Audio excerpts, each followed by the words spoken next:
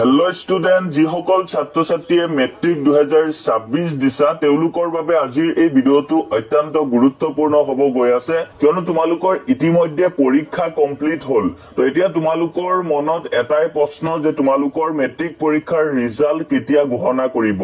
ইতিমধ্যে বহুতো ষ্টুডেণ্টে মোক সুধি আছিলা যে স্যাৰ আমাৰ মেট্ৰিক পৰীক্ষাৰ ফলাফল কেতিয়া দিব তো তোমালোকৰ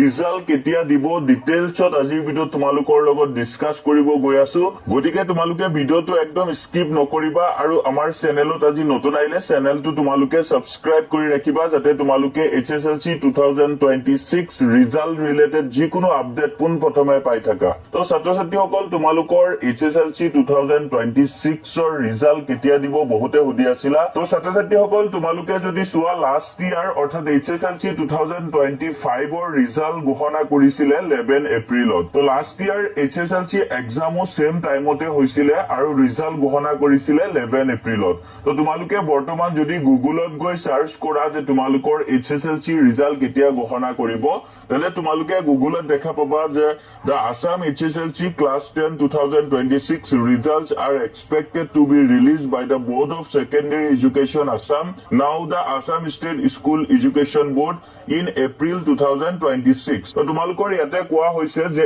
এপ্ৰিল মাহতে তোমালোকৰ ৰিজাল্ট ঘোষণা কৰিব বুলি HSLC 2026 ৰ কিন্তু তোমালোকৰ কোন তাৰিখে ৰিজাল্ট দিব হেবুৰ ডেট কিন্তু এতিয়ালৈকে কোনো ফিক্স হোৱা নাই কিন্তু তোমালোকৰ ৰিজাল্ট এপ্ৰিল মাহতে দিব আৰু লাষ্ট ইয়াৰ তোমালোকে যদি চোৱা 11 এপ্ৰিলত তোমালোকৰ HSLC 2025 ৰ ৰিজাল্ট দিছিলে তো ছাত্ৰ ছাত্ৰীসকল এইবাৰো তোমালোকৰ যেহেতু এপ্ৰিল মাহতে তোমালোকৰ ৰিজাল্ট দিব তো তোমালোকৰ 10th এপ্ৰিলৰ পৰা 20 এপ্ৰিলৰ ভিতৰতে তোমালোকে এক্সপেক্ট কৰিব পাৰা ৰিজাল্ট কিন্তু কোন তাৰিখে দিব এতিয়ালৈকে অফিচিয়ালি ডিক্লেয়াৰ হোৱা নাই এপ্ৰিল মাহত দিব এটো 100% হয় আৰু তোমালোকক মই আনুমানিক কৈছো যেহেতু লাষ্ট ইয়াৰ 11 এপ্ৰিলত ৰিজাল্টটো ঘোষণা কৰিছিলে তো এইবাৰ তোমালোকে 10 এপ্ৰিলৰ পৰা 20 এপ্ৰিলৰ ভিতৰতে তোমালোকে এক্সপেক্ট কৰিব পাৰা আৰু বাকি তোমালোকৰ অফিচিয়াল আপডেট অহাৰ লগে লগে আমাৰ চেনেলৰ জৰিয়তে তোমালোকক জনাবলৈ ট্ৰাই কৰিম গতিকে তোমালোকে চেনেলটো সাবস্ক্ৰাইব কৰি ৰাখিবা আৰু ভিডিওটো যদি তোমালোকৰ বাবে হেল্পফুল হয় ভিডিওত লাইক এটা কৰিবা